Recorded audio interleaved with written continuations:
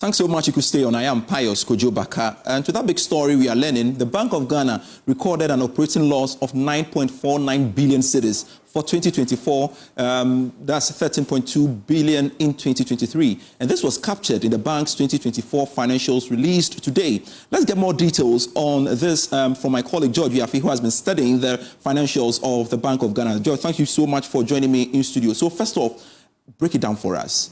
What do we mean when we say the Bank of Ghana has recorded operational loss? So let's look at a situation where an entity or a company, this is your core mandate. And as a result of engaging in that core mandate, you have posted this loss with respect to that particular operation. And if you look at the Bank of Ghana's core mandate, you look at the open market operations where they are involved in trying to manage liquidity on the market.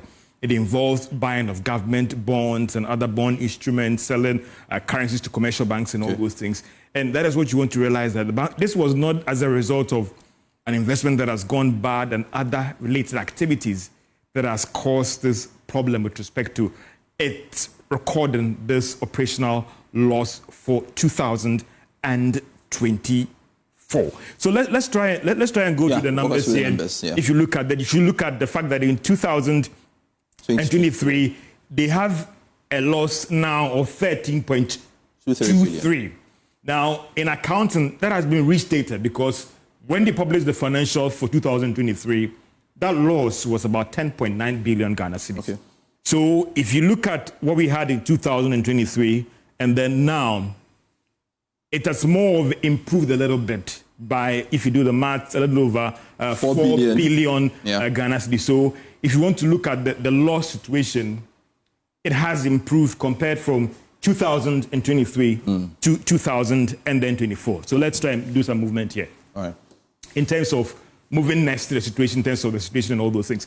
So again, you could look at another critical thing, and you would ask yourself that even before we get to this, what were the drivers? And that is when you look at the fact that it has to do with their core mandate issue. But quickly, let's look at the loss situation in terms of their total assets. All right. Because you also want to try and find out what was the situation.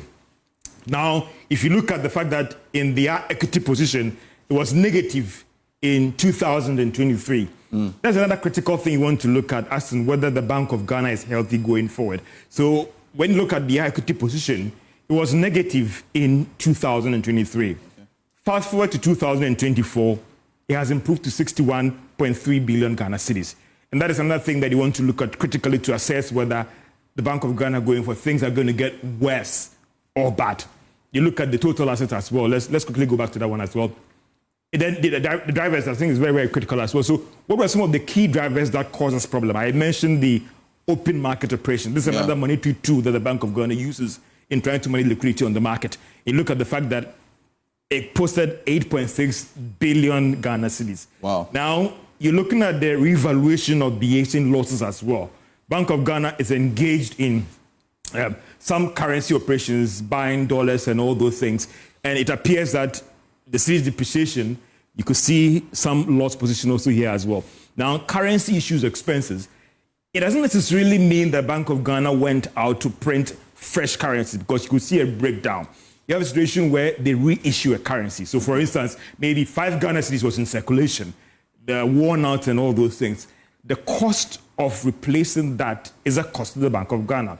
You have other third parties as well that work with the Bank of Ghana. So, for instance, in Tamale or maybe in Volta region, you may not have Bank of Ghana itself doing that. They may actually bring in GCB to help them. All those things are factored into currency issue expenses, not necessarily the printing of fresh money. Notes. So let's get that in point as well. So the focus on the gold for oil program is also very critical as we try and assess the drivers of this loss as well.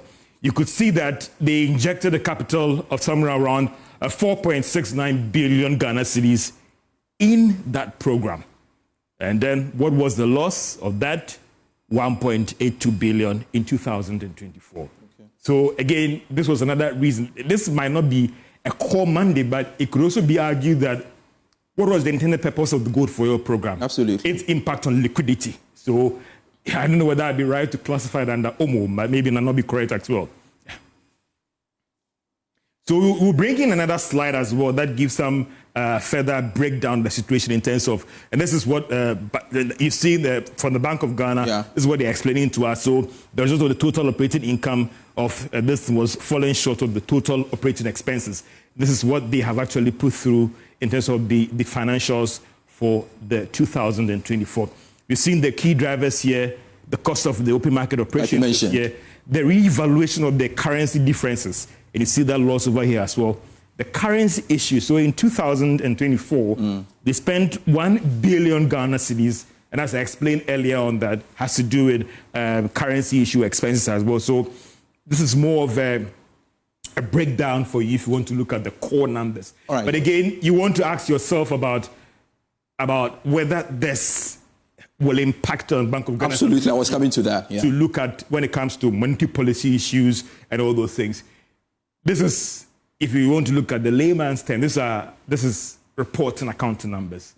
But the Bank of Ghana is well capitalized in terms of they being able to perform their monetary operations. So that shouldn't be a concern at all. Don't also forget that if you go to the financials, you have a situation where Bank of Ghana, the Ministry of Finance, has reached an agreement with the Bank of Ghana. There is an MOU to that effect that they are going to recapitalize the bank going forward. So with respect to their health, or is it healthy to go ahead and do their core mandate, that shouldn't also be a cause of concern because of that as well. You should realize that they have taken certain corrective measures, if you go through the statement, that should help improve their position going forward. And some have said that maybe by next year or even the other year, we could see them also post some healthy numbers as well. All right, so I was coming to the measures they've put in place to reduce the losses, if I should borrow that word. But again... One critical factor, again, before I forget, is the zero financing. Okay, And also, some have said that their relationship with government has also been a very major factor that in terms of the lending. Now, if they're no longer going to lend to government, and this is part of the IMF program, that could also go a long way to improve their financial situation as a regulator of the banking industry. I don't know how stringent their measures are. When you look at the policy interventions they did put in place over the period, which we saw the 4 billion cedis by way of recovery from the losses. How do we intend, or how do they intend to minimize the losses, so to speak? I think that if you look at some of the measures that they put in place, one critical bit of it is the decision of the zero financing. You can also see what they go for oil, and we will go to our previous file, not this one, the one we put together. You realize that another reason for that loss was the gold for oil program. They took a decision in March this year at the board level that they are no longer going to operate in that space.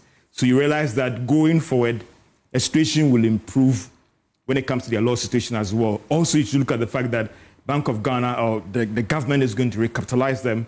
That could also bring in some fresh money as well. And also you realize that they also pick up that they've also put in place some measures that will reduce their relationship with other external bodies, and even within the bank itself, there are some cost-cutting measures that are being implemented. And if you get close to the bank, then also we will tell you that a lot of things are being cut as well. And that could also go a long way to impact on their low situation when we even go through to see that going forward to 2026, we may see the situation improve.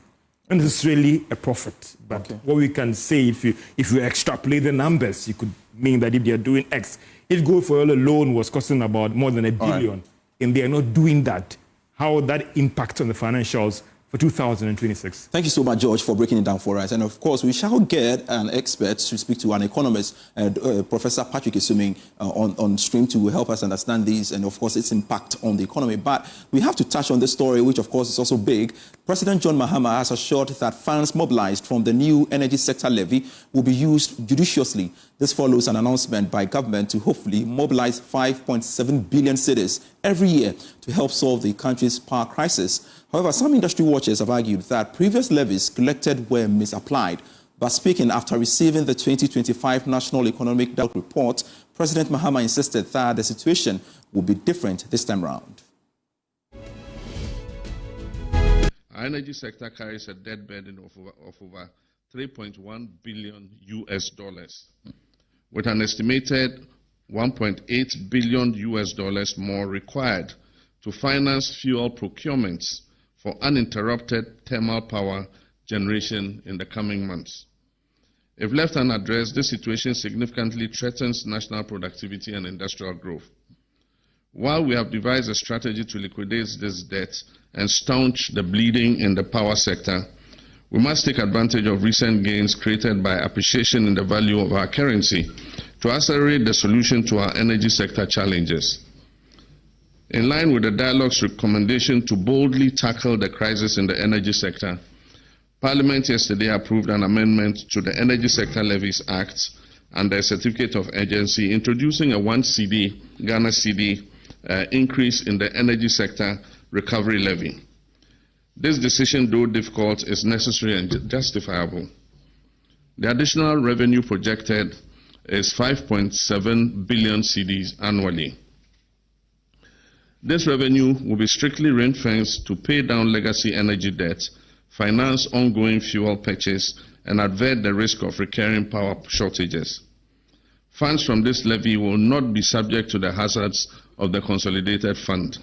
And the minister is here. I know when money falls into the consolidated fund, it faces certain hazards. It will not be subject to the hazards of the consolidated fund. The fund will be regularly audited and audit reports made public to ensure its transparent use. While initially much of this revenue will go into the purchase of fuel to ensure stable supply of electricity, with the ongoing developments in the upstream sector, we expect to receive more gas from our E&I Sankofa and Jubilee and 10 fields. With also the assurance of additional gas through the West African gas pipeline, we expect to substantially reduce the use of liquid fuels in our energy mix. Let's elevate the conversation further. Joining us via Zoom is economist Professor Patrick Isuming. Pleasure you could join us on Business Live. Even before we touch on the 1 cedi fuel levy, your quick thoughts about the Bank of Ghana laws for 2023, 9.49 billion cedis we are learning. Well, good evening, Pius, and good evening to viewers. Thanks for having me. Yeah, I think, I have to say, I haven't read the full report. I've only read the press release, so I only comment based on that. I think the first thing to notice is that much of the losses are related to their core business. That is great. It hasn't come from financing the government, which is something that we had that has caused us a lot of problem in 2022. So I think that is good. Now, and also the fact that it's trending. Of course, 2022 was an extreme year. But, it's reduced from what it was in 2023, and it's trending the right way. So I think that is good. But, I think the equity position of the BOG still needs strengthening. And then hopefully, in the coming years, the government will deal with that. All right. Let's now talk about, the 1 cedi levy passed by Parliament. And, of course, we know the President has assented to that very bill. But will the revenue generated from this levy, that's 5.7 billion cedis, if per what the President is saying, is anything to go by, from the fuel levy will be sufficient to address the challenges in the energy sector? Or you feel there are concerns about its sustainability? Well, I think there are many aspects to this new levy that has been passed. Then one aspect is the speed with which it has been done. It seemed to come out of nowhere. And if you look at the fact that we are only 2 months removed from the passing of the main budget, and then we are less than 2 months from the mid-year review, where the government could have taken their time, given the tax, the revision to the tax laws that they are making, it's a little curious that they've done this. Now, specifically on what the President has said, I think, for me, I would have preferred that the government communicates a strategy for plugging in the recurrent losses. I think we don't want a situation where we keep bringing new tax lines to try and deal with the debt. And, the debt keeps growing. This is not the first time we've seen something like this. And until you plug the hole, if the hole has been plugged, and we know that, well, going forward, there are not going to be accumulation of losses. We are going to deal with the issue about the transmission losses, the ECG side, and all the other producers. And then this is the only thing left. Then we know that even if the amount is small annually, at some point, when we keep doing this contribution, the debt will go away. But until we plug that hole, it's like fetching the water into a leaky barrel. If you don't plug that hole, you can keep fetching the water all you want. At some point, you never feel it. So I think that for me, the strategy for addressing the losses in the sector are more paramount than trying to search out Ghanaians at the time when we are supposed to be enjoying some small benefit from the currency appreciation. With that said, what potential effects do you foresee on the transportation sector, for example, and how might this also affect prices of goods and services, you think? I think this is, it's not very good for the reputation of the government because, you see, from the transport owners' point of view, they had already been very reluctant to cut their fares when the city started appreciating and fuel prices started going down, because there had been some doubt whether this is really here to stay. So to see the government on the back of this quickly say, I'm going to impose this levy, I think it will even bring more feed dragging. So those who haven't reduced their prices yet, I doubt if they will go ahead and reduce. So I think all of this is not looking good for the reputation of the government, given that it's only 6 months, it's only 5 months in, and the promise to cut taxes, and the government has started so well. I'm quite surprised that and this came so quickly. I'm not sure how much discussion has been had with the stakeholders. So I think the drive to cut prices will probably be put on ice. And we've engaged in the views of businesses, and we want to know how this, of course, would affect them as well in terms of operational costs, etc. So I think we have to start with what it will do to the fuel prices. I don't know how much of the current prices reflect all the currency appreciation. It appears that the city is stabilizing around the 10.2 mark. So if in the next pricing window, there's no more, additional effect of the appreciation, or if you continue to see a fall in the global price of fuel, then perhaps it might be that a lot of this levy will absorb those additional benefits that were coming. But I think it won't be great news if we see fuel prices inch up at the next pricing window. Then many people are going to rightly or wrongly say, well, this is the government just raising the prices. The taxes raising the prices. Professor Patrick Esuming, thank you so much for your time here on Business Life. I truly appreciate it.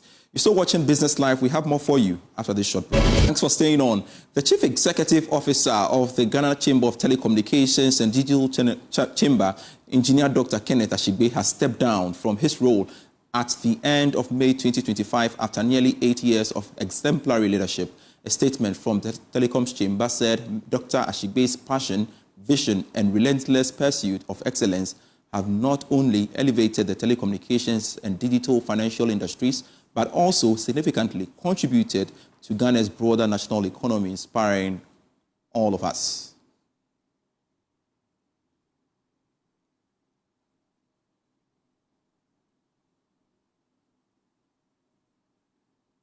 And wish him well. Now, local service providers in Ghana's oil and gas sector are expanding their footprint as local content laws continue to yield results. This comes as a major international oil companies step up efforts to involve more indigenous firms in their operations. Deputy Managing Director of Osam Energy, Kofi Nyame-Mensah, told Joy Business that new partnerships are being formed, creating more opportunities for local players. Been in Ghana for more than 20 years. One of the leading companies in construction, fabrication, and welding. We're known as the Welding Training School, where some of the top welders, pipe fitters, riggers, and technicians in Ghana have gone through our rigorous training programs to be able to meet the industry needs. We pride ourselves in servicing all the major IOCs, EPCs, and service companies in Ghana, and pray to continue to do so. How is the business environment for you guys, especially now that Ghana's energy sector is kind of growing? We have a belief that we always try to find a way to survive in the industry. So depending whether it's contracts, dealing with something similar to the ORF facility in Sanzole. We've worked on the GSC project for Tullow. and helping them increase the number of barrels that they have per day. So we're constantly trying to find ways to work and partner with major IOCs and EPCs and also the government to help the country as a whole. In the interim as well, we do routine work, so maintenance work onshore and offshore, which kind of keeps us busy. Thank you very much, sir. The Ghana Bauxite Company has revealed plans to reclaim and restore vegetation cover in depleted parts of its concession. Presently, exploration work is being undertaken in parts of the mine's concession where digging has already been done. General Manager Alexander Jedu explains a comprehensive report will guide management's plans to reclaim and restore the vegetation cover. Anaya Ojima has more. Bauxite mining often involves the removal of vast stretches of forested land, leading to the destruction of biodiversity and the destabilization of local ecosystems. In the case of GBC, the surface mining has left large tracts of land barren. The company is optimistic the strategy to restore some of the lost vegetative cover will improve the environment and also deepen commitment towards sustainable mining. General Manager of GBC, Alexander Jedu, indicated support for the government's effort to restore lost vegetative cover through the National Tree Planting Day. We are undertaking exploration work on our affected areas where we've mined already. If we do not find any mineable areas, those affected areas will be reclaimed and will do planting. As Ghana Bauxite, for its existence for the past 80 years, has not done anything that is so harmful to the environment. First of all, we are law abiding, and all the regulatory permits that allow us to do the mining operations, we've secured them. That is the first step. We have bond with Environmental Protection Agency of Ghana. Additionally, the company is deploying surface miners to improve the sustainable mining of bauxite. The drill and blast operations, which are largely used in the mining of bauxite, produce air and noise pollution that negatively impact the environment. Mr. Jedu again. The securing of surface miners so that it will not cause a lot of environmental pollution, it will not cause a lot of impact on the catchment communities, i.e. Their buildings, their roofing sheet, they cannot even go to their farms and all of that. So that's it for the bulletin. I am Pius Kojubaka.